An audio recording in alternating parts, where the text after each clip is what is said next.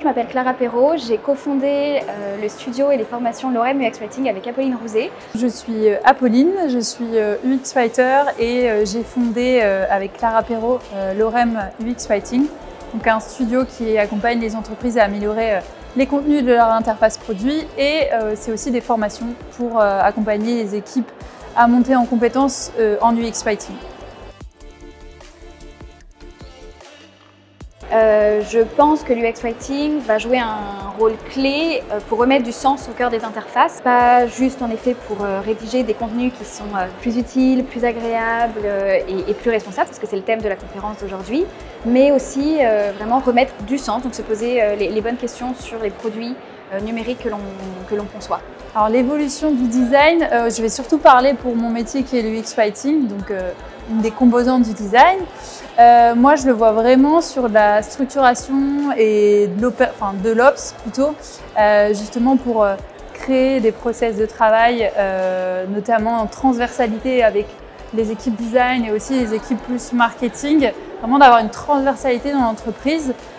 Et aussi de créer de la documentation pour gagner en productivité et en efficacité. Donc je vois vraiment plutôt sur ça, sur la structuration pour autonomiser les équipes et vraiment favoriser la productivité et l'efficacité. Au quotidien, l'IA a pas mal rebattu les cartes. Évidemment, tous les jours, on nous demande comment travailler avec l'IA pour faire de l'UX Writing. Donc, on essaye de trouver les solutions les plus adaptées, notamment, encore une fois, dans l'optique de ne pas générer plus de contenu que prévu, inutile, et de maintenir un cap de sobriété. Donc voilà, au quotidien, l'impact, c'est plutôt d'essayer de comprendre comment fonctionne réellement l'IA générative, quels sont ses impacts et comment on peut faire mieux pour l'intégrer dans nos processus de travail. Alors l'impact de l'IA sur mon quotidien, c'est une question qui revient souvent, surtout quand on touche au contenu écrit. Moi personnellement, je n'ai pas forcément peur que l'IA fasse un grand remplacement, mais en tout cas forcément il faut s'adapter. Et c'est vrai que j'utilise surtout pour générer des inspirations de contenu ou alors pour faire en sorte de revoir mon contenu existant.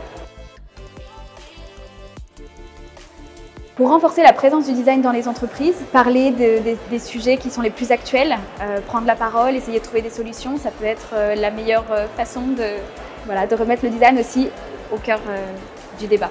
Je dirais que le design devrait prendre plus la parole. Je trouve que dans les entreprises, surtout que je travaille avec plusieurs entreprises différentes, on peut le voir, c'est que le design a peut-être une parole moins prononcée par rapport notamment aux équipes produits ou aux équipes marketing. Donc je pense que c'est vraiment de la communication et de créer des liens avec toutes les équipes d'une entreprise pour justement faire en sorte de pouvoir mettre en avant ses idées, les argumenter. Donc je pense que c'est vraiment de communiquer sur ce qu'on fait, comment on le fait et ce que ça nécessite comme travail, tout ce qu'il y a derrière avant de faire une solution.